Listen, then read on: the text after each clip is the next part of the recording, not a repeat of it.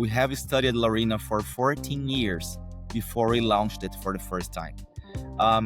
We wanted to study Laurina for one specific reason, which was the fact it had low caffeine content.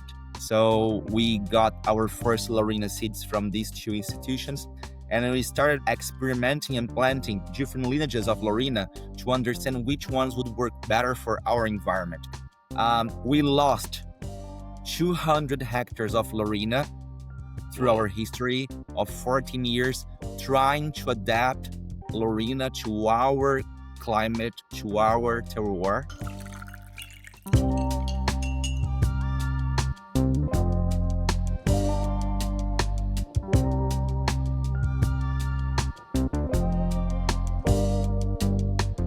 Hi, everybody. I'm David Paparelli, co-founder of M-Cultivo, and welcome back to the Cupping Table podcast, where the best coffee producers and buyers share their stories, insights, and outlook on the specialty coffee space. Our guest today is Gabriel Agrelli, the Product and Marketing Development Director for Daterra Coffee in Brazil. 16 years with Daterra. Unbelievable. If you don't know Daterra, you should. Whether you call it Daterra, Daterra, or whatever else is appropriate. They are the driving force behind the Brazilian specialty coffee scene in Brazil. This is the second podcast I've been lucky enough to do with Gabriel, and I'm happy to see that the Masterpiece Collection auction that's coming up this month pulls through on our original podcast conversation, which was reconnecting with their Brazilian roots. And we will talk more about that today. But for now, Gabriel, just welcome to the podcast. Hi, David. Thank you very much for having me. Very happy to be back here, introducing some new amazing coffees with M-Cultivo again. We're really happy to have you. And I was lucky to try some of these auction lots in Milan with you at a cupping. Yeah. It was unbelievable. And we got some pasta afterwards, and it was a great meal, great coffees leading up to a great meal. And so this is not as much fun, I don't think, doing a virtual podcast, but I'll take it. It's okay. I have coffee here, so I don't have the Italian food, though, as we had in Milan. But, wow, I'm in Minas Gerais right now. We cannot complain about food over here as well. No, yeah. When we had lunch, you guys were complaining about not having enough meat in Milan. It was like, we got to find a barbecue place because we've been eating carbs nonstop for the last week in Milan. I mean, that's a very mild complaint, having all those carbs and amazing pasta, but yeah. Absolutely. So just like we talked about last time, the first question I always ask is, what's the best cup of coffee you've had recently? Wow, that's very difficult because I've been traveling so much this year and I had so many amazing coffees. There is one from this year's auction that is really what comes to my mind when I first think about it. That's a coffee called Gandaia that is in our auction this year. This is one of my favorite coffees of this year for sure. Yeah, you have 3 Gandaias in the auction, right? Is there are there different? It's the same coffee, but we've broken the lot in smaller pieces so people can actually choose what is the best size that fits them. I see. Okay, so same processing, same coffee, just kind of broken down into smaller fractions to be able to make it more. The total reduction of the lot was kind of like, it's not as, it is a nano lot, but sometimes if you are auctioning 10 boxes of the same nano lot, the prices could go really high and it gets too expensive because you have to buy 10 boxes.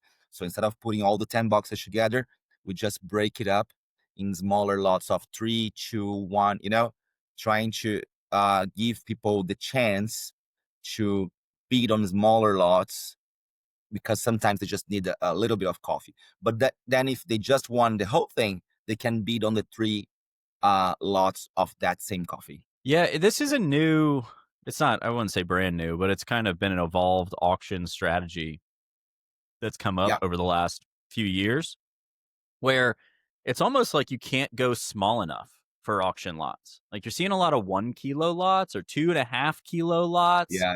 You guys aren't going to that extreme, but is this, what made you want to try that this year on breaking these lots up into three? Yeah, well, we are going towards a smaller lots this year. That's something that is new for us because usually our, our boxes, the penta boxes, the vacuum packs, they are usually 24 kilos. And then Right. this year, we are going down to 12 kilos. So we already have split in half. So people actually, if they still want the 24 kilos, they can just bid in two. And then they can try to win the two lots. But for many small roasters or even barista competitors, they don't need the whole box. And sometimes the whole box is too expensive because this is a coffee that's going to cost so much money times 24 kilos. That's a lot. So we decided to break the boxes into smaller. It's actually 12.1 kilos of coffee. And then there are a few lots in the auction this year that they were so special, but they were so small because they're coming from our experimental field. They haven't even been selected as a final product, but just tasting so amazing. We wanted to present them to people this year. And we do notice that there is this tendency of having smaller lots. So we're like, for us, maybe it was too small, but for some people, it isn't. So we have some 7 kilo lots in the auction this year. This is completely new for us. I guess you Mm. give more people the chance to try to buy those lots. And if they just want to buy the whole thing, they can only bid on everything, and that's okay. But for the smaller ones, it's not a barrier for them to also join the competition and try to win off the lots. Yeah, and I think it's a smart strategy. I think it's a good move. I think it helps do really what you're trying to do with this auction, which is kind of build into the global community and educate people about how great Brazilian coffee can be, right? Yep, I think the other thing that seems to happen is people have kind of a max budget going into an auction. Like, how much am I willing that's to true. spend? And that large number they're willing to spend seems to be more important than how much volume they get for that number, right? So whether I'm getting That's right. 24 kilos or 12 kilos, I will spend this budget to acquire that coffee, and that's fine. I'll just have the 12 kilos, and then I'll price it how Yep, I need to my customers, but that's my problem. You don't need to worry about that. I have an auction correct. budget I need to hit, right?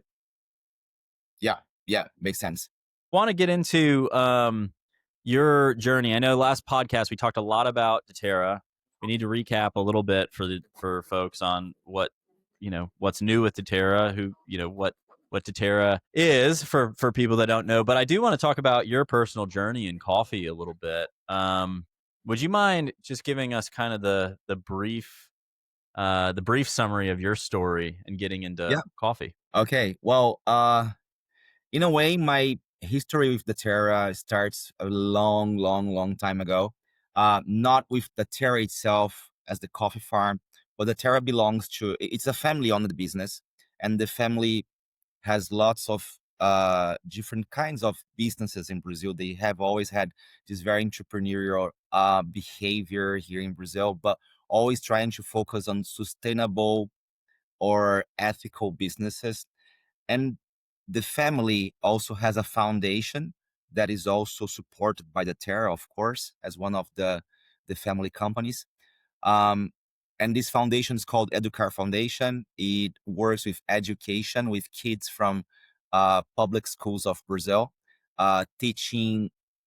The main focus of the foundation is is developing soft skills, helping teenagers that are 13, 14-year old to understand what is their potential and how much they can be uh, protagonists of their own destinies, of their own lives, helping their communities, volunteering, communication skills, social skills, lots of things like that. So the first contact and the first time I heard about the term in my life was when I was 13 years old, and I joined that project for the first time as a teenager.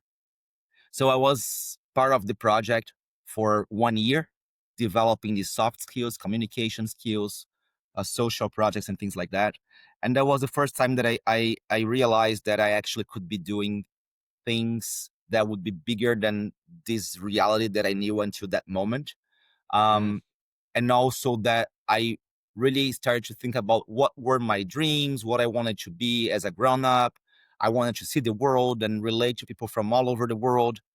Um, but I was not thinking about coffee at that point, of course. Then I was volunteering in the same project for 2 years, um, as I was like 14 and 15. And then when I was in high school in Brazil, you have a program from the government here. It's an apprentice program. So every company in Brazil, if it's a certain size or bigger, you have to hire apprentice students. So they are students that go to school, they do school, high school and all, but then they also experience working life. That's a way for teenagers to learn what is the working, uh, what is the labor world and what professions are out there. So when it's time for them to go to university, they know better what to pick and what to do as a graduation. So that's how I applied to work for the family business. Uh, Started in the foundation as an employee. Then I went to another business in the company. But Daterra always attracted me because it was this very international. And at that point, I already knew that I wanted to work in a international industry because I really like people, I like cultures, I like communicating, I like languages.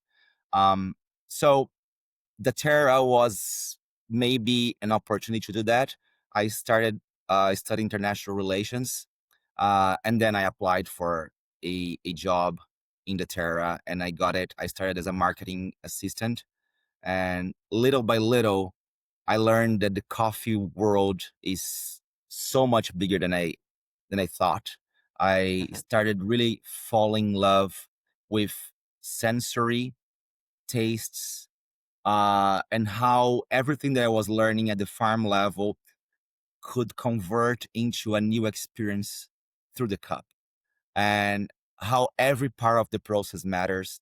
And then being the terror was a big privilege as well. And I think I really got a fast track into my coffee learning curve because we were lucky to have some of the best roasters of the world choosing to roast our coffee. And these people, they were visiting us every year for more intensively a period of 4 months. Like, and I was hosting these amazing coffee professionals and roasters almost every week during this harvesting season for 4 5 months. And we have a small guest house at the farm, and we all stay together in the same guest house. So pretty much we all wake up together, we have breakfast together, we have lunch together, we tour around the farm, we have dinner together for a period of, I don't know, 3 4 days. And next week another group, and all these conversations, and then sitting with them around the bonfire talking coffee from morning to go into bed was probably a very intense immersion program that I'm very grateful of having that opportunity.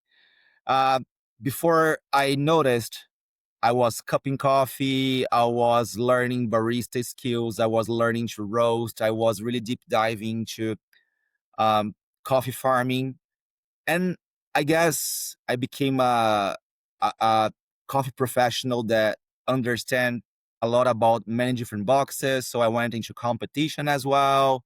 I've been already in Brewers Cup and also cupping competitions.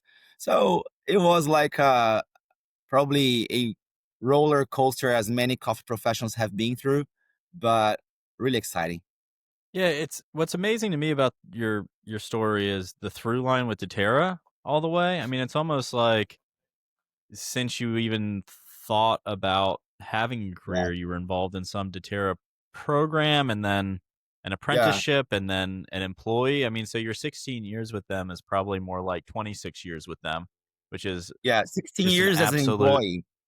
Yeah, as an employee. But then if you consider that I was part of the initial program as a teenager that is related to the Terra. I'm there my whole life. Yeah, you're definitely there for a quarter of a century at least. Yeah. So, but and then the growth of that. So, I think the other thing that you said that surprised me in our conversation with Milan is you opened a coffee shop, or you partnered on a coffee shop in Brazil as well. Yeah, yeah. I own a coffee shop in Brazil, uh, called Abigail Coffee Company, and the idea of the coffee shop was really like, since I have this chance to go around the world and seeing some of the best coffee shops around the globe and how people treat coffee with so much precision and care around the world. I always wanted to have that in my city. I live in Campinas. It's 1 hour away from São Paulo. I could not find that kind of shop in Brazil. So the idea of creating Abigail Coffee was putting all these references for a specialty coffee place together and building this space. And that's a little bit of my workshop where I test my ideas, especially related to the consumer and how we can present coffees to just the general public in a different way. And of course, I use the Daterra there. Yeah. I mean, it's one of these things where you get so many people in a country don't understand or haven't appreciated the coffees that they're producing, Yeah, which always surprises me. So, farmers that haven't been able to taste their own coffee, or communities that don't know how good the coffee actually is. I think, Link Roasters was trying to solve some of that by taking the roaster yeah, out, being able to do that. You hear people, we were talking to Willem Boot on another podcast from Finca Sofia, and he was talking about doing cupping missions in Ethiopia where they had like a mobile cupping lab and they'd go out to these areas and be able to do that. It's amazing that you've been able to build actually a coffee shop, a coffee experience for your for kind of your family to come yes, sir. enjoy coffee. What's been the reaction to that shop once people try Daterra coffee and compare it to, the normal consumo stuff that they're usually Yeah. having? It has been surprisingly good, actually. I was not expecting that we would have so many people that were willing to take the journey and to learn about coffee and experience it in a different way. So first thing that we did, we have put the pour over brewing devices as a central space in the coffee shop. And we had all the different brewing methods. We refused to do any batch brews, only pour overs. We did have espresso, but then we were kind of introducing ourselves as a slow coffee concept coffee shop. And I think that the way we have communicated things with the space, with the menu, with the way we would approach people, made it clear that this was not a coffee shop. It was really a place for experiencing coffee, a coffee temple, if that's too tacky, I don't know. But if you go to a craft beer place, you go for the craft beer. If you go to a super special wine bar, you go for the wine. You are coming here not for, we have food, because culturally here in Brazil, not having food in a coffee shop would not work. But that's not the central piece. It is the coffee. So I think that people kind of understood where they were getting in, and little by little, the culture started developing. We have been with the coffee shop next month for 7 years. It's going so well that we had to move to a bigger space, twice the size, which has been a crazy journey as well, because we have increased staff and also our volumes in coffee, but without diminishing quality, without having to go towards batch brew and doing a mass production coffee shop kind of style. It's really like sit and sip, slow coffee, but bigger as well. And we're super happy. People got it. They embarked on the journey and they are supporting this movement because we feel coffee as a very Brazilian product. Even though we know it didn't start here, it started in Africa, in Ethiopia, got here a very long time ago. And we have been the biggest coffee producer in the world for a very long time. So everyone knows coffee and virtually everyone drinks coffee. 98% of the households in Brazil have coffee inside. That's really something that we feel it's ours. And then seeing coffee being treated as something that is special also creates a connection to our culture. It's a comfort memory for all Brazilians. It's a beautiful concept, and I think that Daterra does a really good job pouring into that. It's almost anti what Brazil coffee might be known for, which Yeah, it's, I think common people think of Brazil, they think mass production, they think maybe even Robusta, they think espresso, they think fast coffee, cheap coffee, caffeine hit, let's just keep it moving. yeah, Whereas your shop and the experience with Daterra is this idea of slow coffee. And just being able to sit, enjoy coffee, which I think is how the majority of households around the world actually enjoy coffee. So to be able to kind of take that environment and put it into a business is just so beautiful. Has starting that coffee shop business and roastery, how has that impacted how you talk or how you understand or empathize with the buyers that are coming down to Daterra? Has that had any a, impact on you? a lot. Yeah. One of the reasons why, one of my motivations was also because I was sitting with these amazing baristas, like barista champions that were visiting us, and this is coffee professionals that they had a completely different experience from what I had. I had a lot of knowledge in the farming side, which is great and it's very important as well. But sitting with them at the table and listening to their experiences and their struggles and their challenges, and they were talking about working shifts and explaining this to the customer and trying to convey the message to a person that has never heard about coffee before and thought it would be like growing as a roasted bean, not as a green bean. And I was like, oh my God, this is so distant from me. And it almost felt like, and I'm a little bit of a geek. So it felt like I had this gap in my skill set as a coffee professional. And then one of the motivations of actually opening a coffee shop was actually being able to experience what was being behind the bar. Even today, even nowadays, uh, every time I'm able to be in Campinas on the weekends, I work a shift because I need to have that experience because this fuels me with knowledge. It feeds me with a experience of what is to deal with the consumer and how different consumption trends are developing, what people are looking for, how do I communicate with just average coffee drinkers. And I keep myself freshened up to explain coffee as something that is really special. I cannot be distant because if I'm too distant, I'm not able to connect that to the potential we have at the farm. And that's so important. It's not only about harvesting the coffee and saying, here is what we have. No, it's trying to understand the feedback and then the desires of people and connect to the farm level so that we can keep enchanting them with beautiful coffees. The common thing in business is the how do you distill your message down to something that Correct. a 5-year-old would understand, right? Or how do you distill your message? And I think in coffee, we have this amazing opportunity as a business community to build these authentic relationships, right? These Yeah. barista competitors in Milan, they're kind of automatic best friends because they're really passionate about that. You see that happen Yeah. with producers all the time. You get these really amazing, authentic relationships. You're also on the other side of that where you're trying to sell and market Daterra to these professionals. And so there's some you're spending all day with someone and you're able to kind of refine that messaging.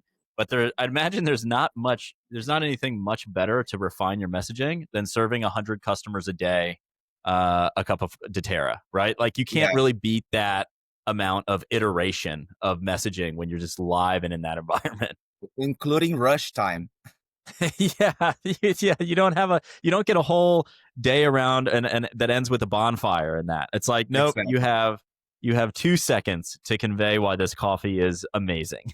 How do Let me you tell you so how you've been anaerobic fermentation happens in 2 seconds. yeah, how does anaerobic that's what I was just gonna say is, it's like we talk so much about 120-hour anaerobic fermentation. We'll get into that with some of your auction lots and things like that because you got a lot of Yeah. interesting processing methods. But does a customer even have time to begin to understand what that is? Does it matter, or is it really just what ends up in the cup is mind blowing, and that's what matters, and everything else that we say needs to be an addendum to the actual flavors in the cup. Well, I guess it's both. You have to know how to read your customers, so you're not just uh, giving more information that the customer actually wants to receive, but at the same time not saying anything and just serving coffee. That's what all my neighbors do. So that's not something that I do and our baristas are trained to do. They have to at least like convey a quick message and say that this is a super specialty coffee shop. We work with many different kinds of beans, which is like something that many people don't even know. What do you mean, many kinds of beans? Our coffees Mm. are in three levels, this and this and this. The options are on this chart. What kind of coffee do you like? If that's a person that really doesn't care about coffee, the person's at least gonna look at the chart and see all the different kinds of beans. He understood that there are different levels, and I just talked to this person for 2 seconds. And then sometimes the person, oh, different beans. What what do you mean? And then you can give the full speech. Or the person, no, I just want a regular coffee. Okay, today's coffee is this coffee from the Terra farm that tastes like chocolate and nuts and this. Fine. I said something. You're not just drinking coffee. You're gonna take away some information, you want it or not, but not in an invasive way. And that's I think the opportunity that we have to just hook some people that are more curious or that they have the time to hear more. And then if they want, they give you the opening to say more, then we could talk for 2 minutes, 3 minutes, whatever is the time they have to spend there and get the whole experience. I'm jealous. I mean, because I think you learn stuff from both sides, right? Where you have this unique ability to go spend time on the farm, to go spend time with buyers, to then get to roast, to then get to serve as the barista in the coffee, and so you get this sort of. I mean, I would wager anybody who walks in your coffee shop, they could ask almost anything about coffee, and you would have some familiarity with it, some hands-on familiarity with it, right? Um, Yeah, i- well, I could give them information for sure. I'm not sure if I could answer everything, but a little bit, yes. you travel and you network enough and you interact with enough people, I'm sure you'd know who to call to get the answer at the very least. What when you are in a coffee shop environment and you're all the way down to the farm level, is there Mhm. one area of the business that you find yourself better at or more passionate about than another? And I guess second part to that question is what business in coffee would you, if someone was just going to say, hey, I just want the most economically viable option to exist in coffee, what business would you tell them to get into now that you've kind of experienced the entire gamut? Difficult to say because if that person wants advice on what kind of coffee career to pursue, I would say that none of them will be easy because you have to study a lot. So if you Mm. want to be a real coffee professional, you have to study. And regardless of what part of the chain in coffee you are, okay, you're gonna dive deeper on that specific part of coffee, but you have to understand the whole chain. If you want to really deep dive into roasting, you have to understand about farming. You have to understand about the how that translates into a coffee cup, which is being a barista. So it's really impossible not to think about pursuing any career in coffee if you are not willing to study a lot and understand about it. But then your question about what is the most economically viable, hmm, I would say that probably if you do it if you do it well, if you are a coffee roaster, that's probably where the margins are bigger compared to, and also the volumes that you could do are bigger as well at the same time because coffee shops, they have usually good margins on the coffee products, but then you can just serve X amount of coffee cups a day, and then the final price for the product is smaller as well. As selling coffee packages as a roasted product will give you a bigger capillarity, probably. So I would say it would be the most economically viable. But there are lots of roasters out there, and there are lots of Hmm. good roasters by the day as well.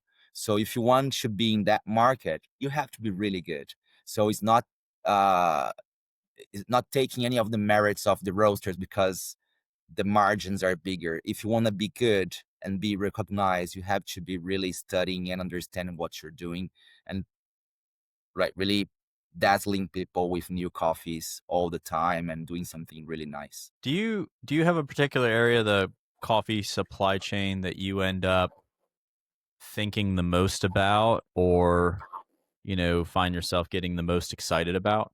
Oh yeah, for sure, it's on the farming side, and it's really research on new genetics and processing techniques.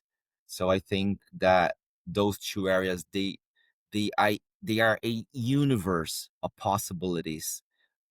Genetics for so many reasons, because that's one of the paths to keep coffee resilient and existing in a climate crisis scenario that we are living. But at the same time, thinking about coffee genetics could really present new flavors, new sensory profiles that we have never seen before.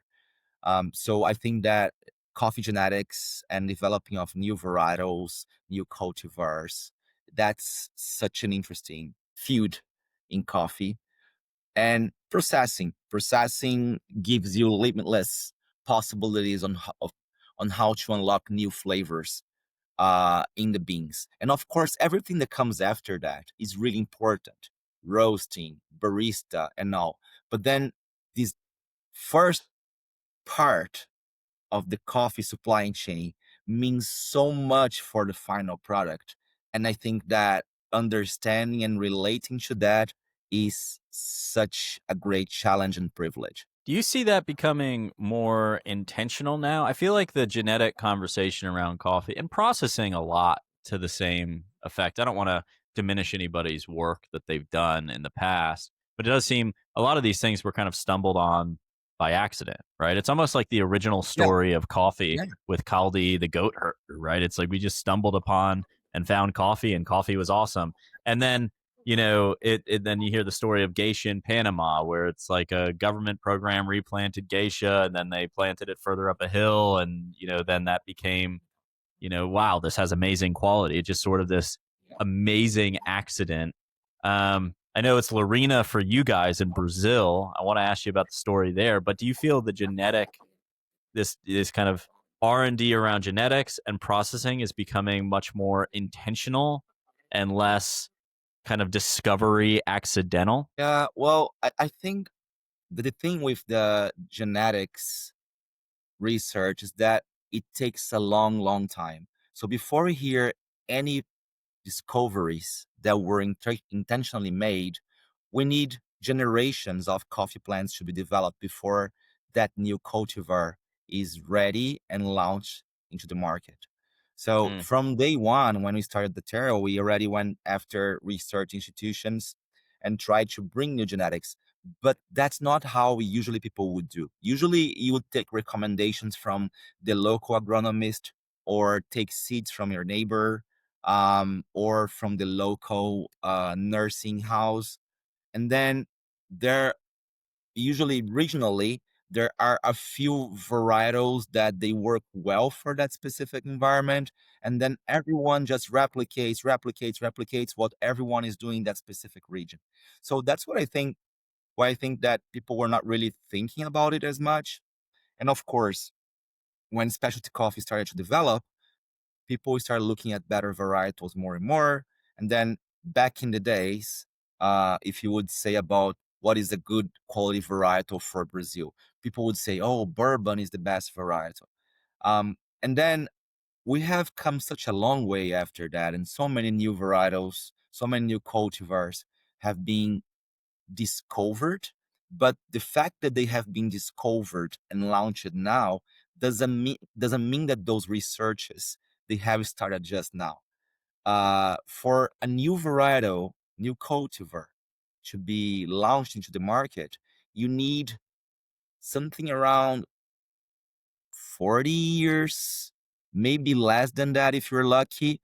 But that's how much you need to be able to create a new hybrid, to select it generation one, generation 2, 3, so that the genes stabilize. And then after a few generations, you are able to call it a proper cultivar.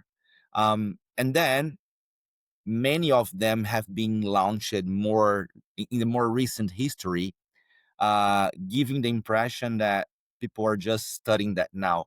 But those things, they started many, many years ago, like decades ago, before they actually became something that is really meaningful. But yes, I do think that also in the specialty side, coffee buyers, they are more interested in experimenting with new varietals, new coffee species, then not new coffee species, but species that were not, they were overlooked because they have never Yeah. been productive, or up until now, people would just know them for not tasting amazing, but it's just because nobody has ever processed them in a good way. So I guess we are talking a lot about that, which is great, but this dates back to a long time ago. You've told me before that Laurina is Brazil's geisha, and kind of Well, on I this don't know if line. Brazil's, but the terrace, it feels like for us the Terra, yes, I would say So maybe so. not all of Brazil, but Daterra's geisha. Yeah, and I think that's so interesting in line with what you just said. You know, how was Laurina sort of discovered for Daterra? I mean, Yeah. tell us a little bit of that story. Oh, that was a very long journey for us. We have studied Laurina for 14 years before we launched it for the first time. Um, we wanted to study Laurina for one specific reason, which was the fact it had low caffeine content. And then we got Laurina seeds from two research institutions that we were working partnership with. One was the Agronomic Institute of Campinas, which is probably it is the most important coffee research institution of Brazil. Around 90% of the coffee production of Brazil comes from genetics that originally were introduced by IAC. The Mm. second institution was ILI Research Center. So we got our first Laurina seeds from these two institutions, and we started experimenting and planting different lineages of Laurina to understand which ones would work better for our environment. Because Laurina comes from the Reunion Islands, it's not a Brazilian varietal. So adapting it to Cerrado, to our climate, drier weather, warmer temperature was quite challenging. We lost 200 hectares of Laurina through our Whoa. history of 14 years, trying to adapt Laurina to our climate, to our terroir. And then finally, we were able to do it. We have been having and launching Laurina in the market for over 10 years now. It has been super successful and getting lots of attention, winning world barista competitions and local barista competitions as well. But it was a long journey, a lot of losses, but because we believed that we could have good results from that, we found out that it tasted amazing on the way. But then what is interesting about it is that after and that's a question actually that I think to myself sometimes, after 14 years replanting generation after generation, that Laurina in our lands and over 200 hectares of lost Laurinas. Is that Laurina the same as the original Laurina that arrived to us 20 years ago, over 20 years ago? Probably not. It's something else. Yeah, I would Maybe, think it would yeah, evolve a go ahead. little bit, but it's adapting as you guys are adapting, right? Yeah, Surely. In that 14 years, was it surprising that it tasted amazing? I mean, because it makes sense to go after it as a product to say, okay, it's got 60% of the caffeine of other coffees. That's just really an interesting product offering. Somebody who doesn't yeah. want to have, a decaf, but wants something less caffeine that is still specialty. There's bound to be a market for something like that. This tasted amazing, though. I mean, was that surprising? It was, it was. And as we started presenting that to people, everyone got really interested because they were not expecting that flavor profile to come from Brazil. They were usage taste flavors like that from Central America, from African countries sometimes. And then tasting that in Brazil, which was not the regular chocolate nutty profiles, was really outstanding. And we saw there was potential there and we wanted to keep pursuing it. That's how it all started. What role do you feel Laurina played in kind of elevating Brazil into, basically a larger segment of the specialty coffee space, or a larger part of the conversation in the specialty coffee space, I'd say, and not just, Yeah. hey, I need an 82 blender. I go to Brazil for that, right? I mean, what role did Laurina play in that? Yeah.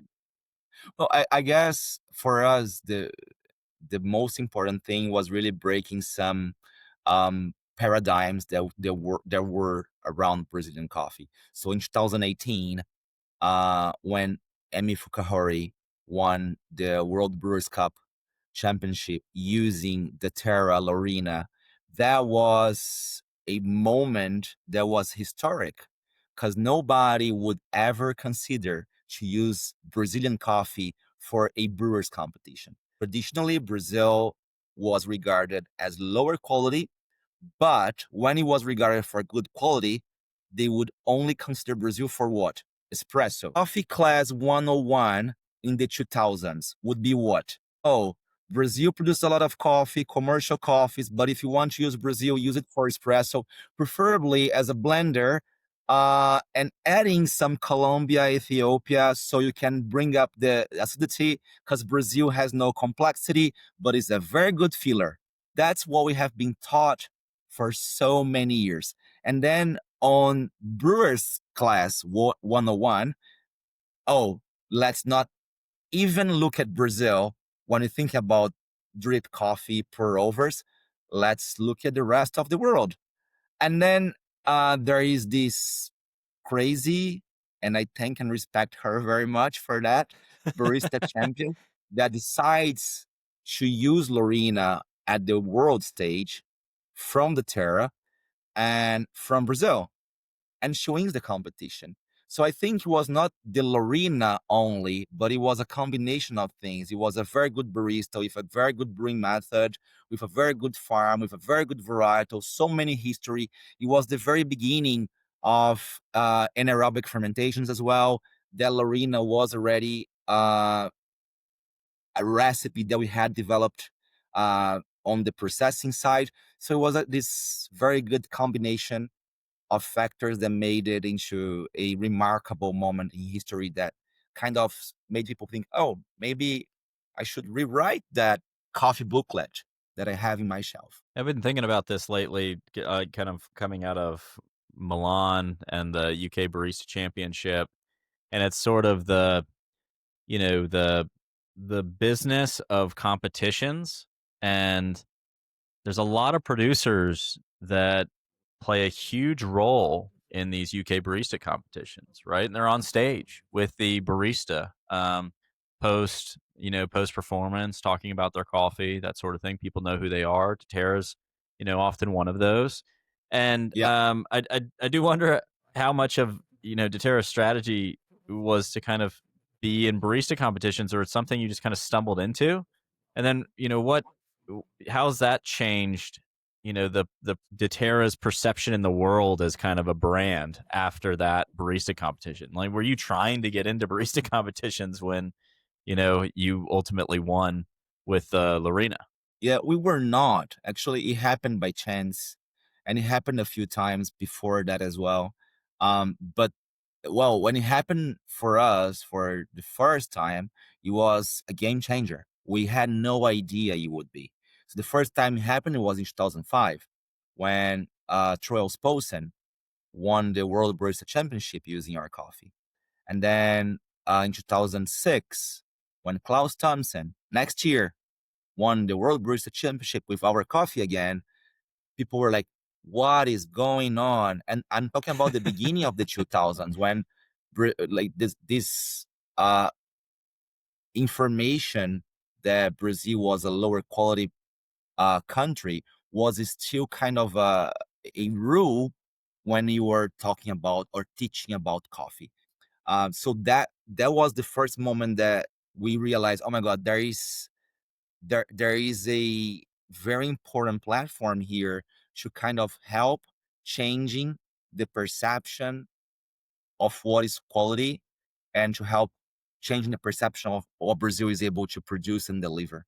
So, of course, after that, we started being more involved. We even sponsored the competition for a few years so we could have like tasting areas around the barista competitions. And I think this played a very important role into presenting a Brazilian coffee to lots of competitors.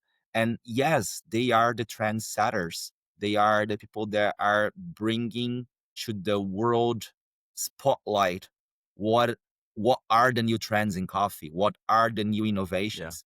So being around them and showing what Brazil had as an amazing product was super important to start breaking those old preconceived ideas, not preconceived, post conceived, because yes, Brazil has produced lots of commercial coffee for many, many years.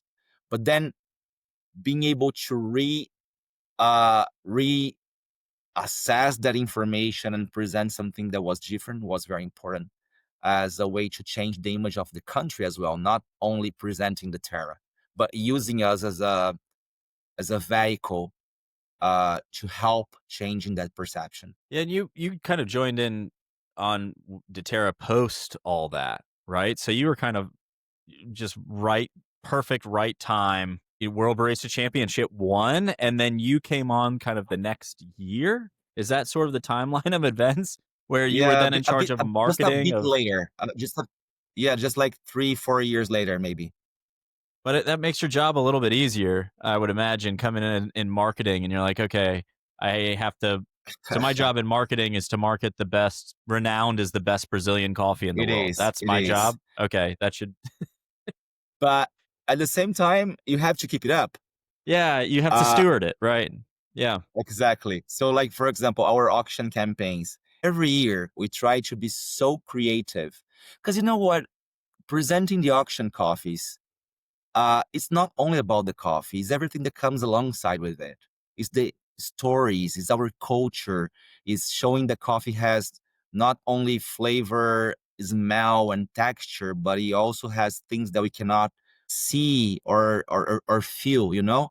And then every year we try to present our auction with all these tiers of Brazilness.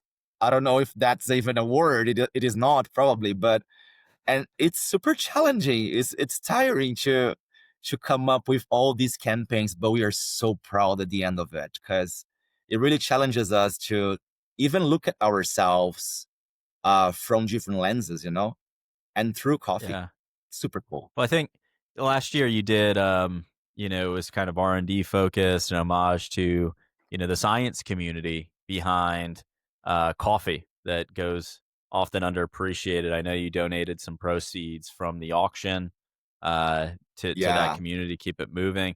But I do think, there's something beautiful about that idea that the auction itself is almost an R&D lab, right? It forces yeah, you to come up with new concepts. It forces you to push your coffee to the limits, to really put a concerted effort into selecting the best coffees, determining what that is, which is no small feat.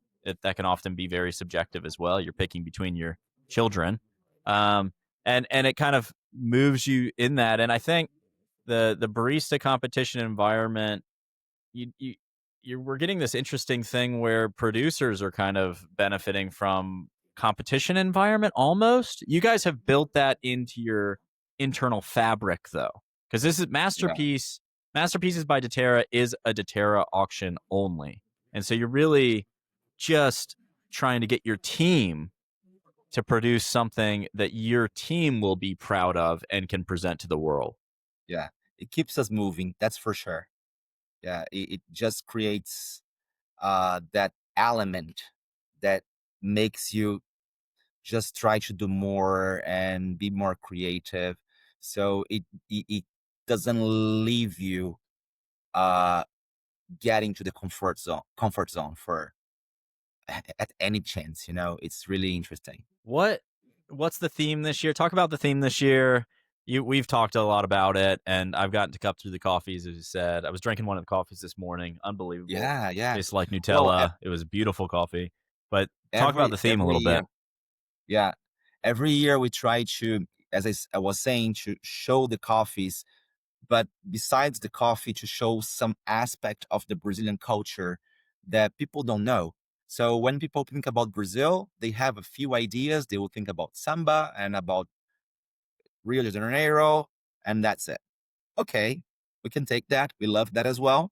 But there's so much more. It's such a big country that is made of so many different cultures. And we try to always showcase our coffee by giving these different layers of what is Brazilian culture. So every year it has a different theme. So there was one year that we had Brazilian mythological characters. Each coffee would have a name of a character. Last year, as you were saying, we were celebrating the research that was developed in Brazil related to coffee. So every coffee would receive the name of an important scientist that was dedicating its life to coffee research.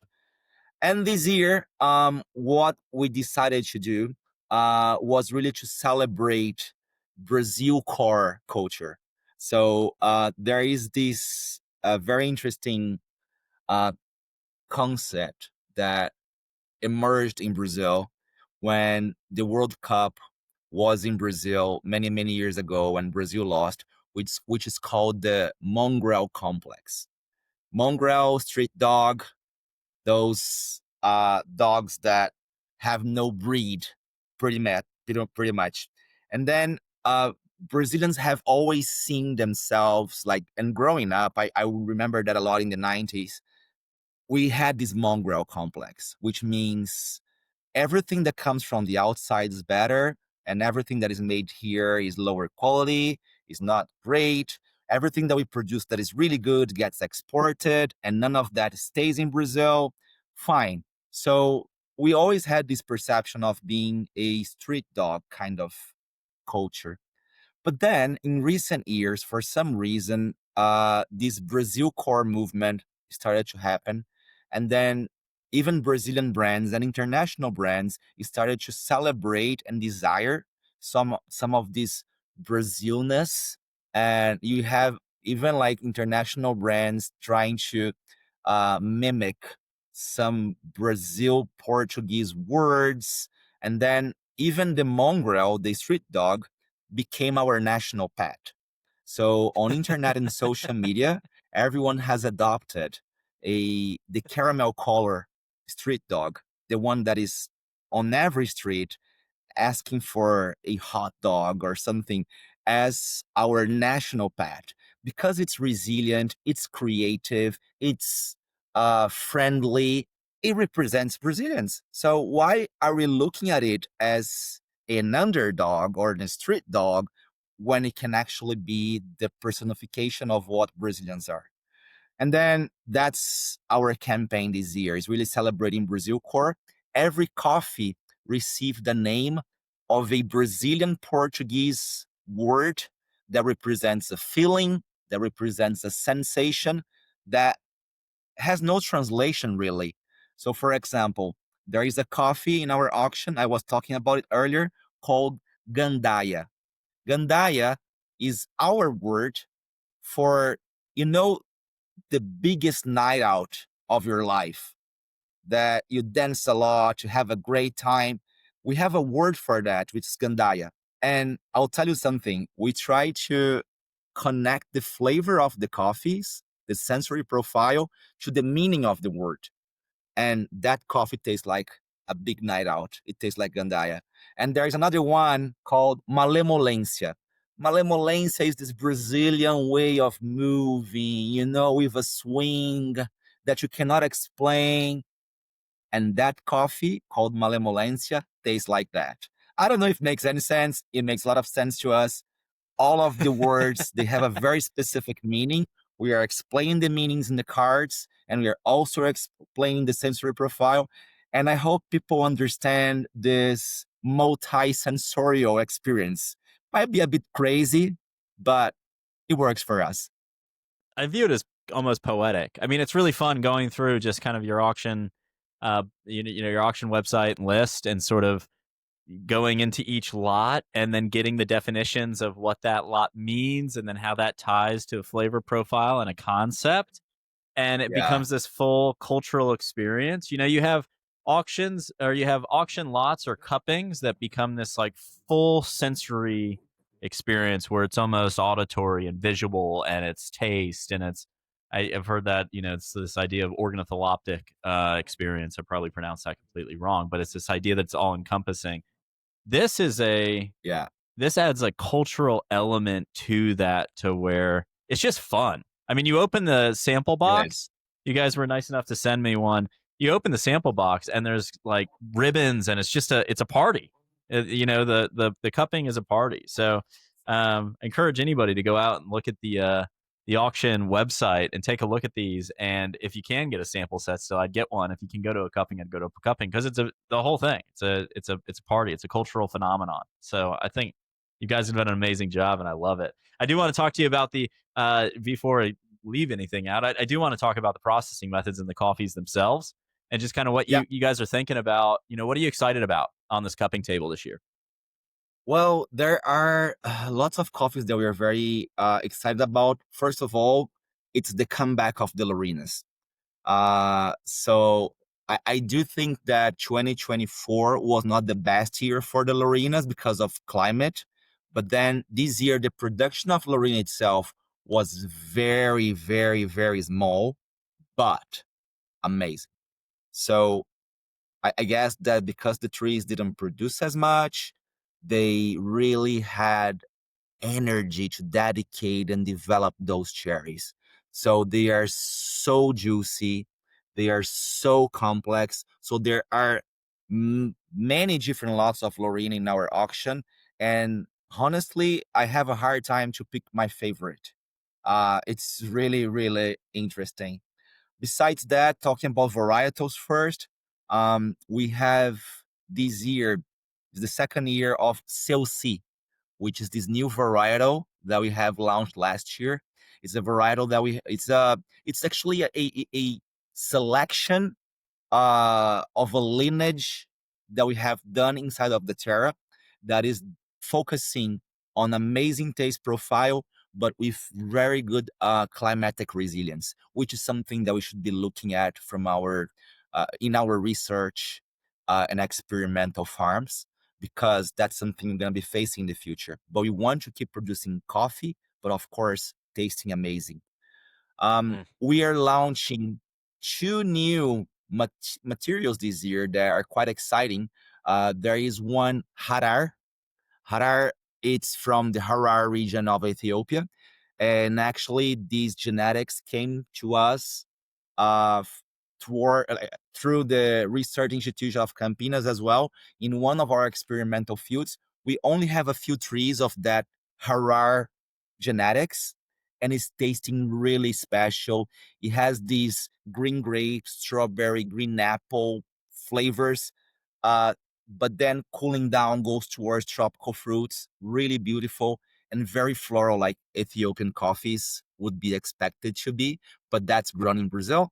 And also on the Ethiopian coffee genetics, we also have again the genetics from Kaffa. This year they were Hmm. tasting really nice. Very small lots though, very lactic and red berry like, with lots of white blossoms as well. So all these new genetics, they are quite exciting when you think about this year. And then thinking of processing methods, we haven't really, I think that over the years we have really learned how to do the anaerobic fermentations in a good way. So we don't like to hide the varietal.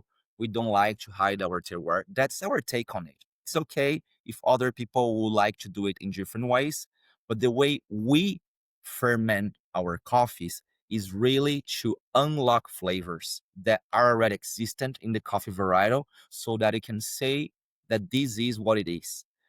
We are never trying to give these super funky over fermented flavors. And then anyone tasting these coffees will be able to taste all of them and see the coffee itself, not only the fermentation notes. There's just one coffee that I think we wanted intentionally to ferment a little bit more, but that's because we made a combination of two techniques. And I'm gonna leave you guys to look into the materials and learn more about that.